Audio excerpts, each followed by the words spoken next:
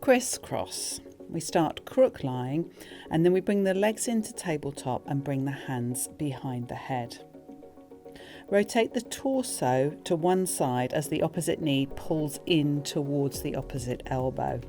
If anything, actually, you want to bring the opposite armpit to the opposite knee. Exhale to rotate to one side and then inhale to rotate to the other side. Or you could exhale each time the leg reaches away and then inhale as the leg switches in between. Or another way to do this, which I quite like, is inhale one leg, two leg, exhale one leg, two leg. Throughout all this rotation and the leg reaches, we need to try and keep the pelvic stable and just control the rotation through the upper torso.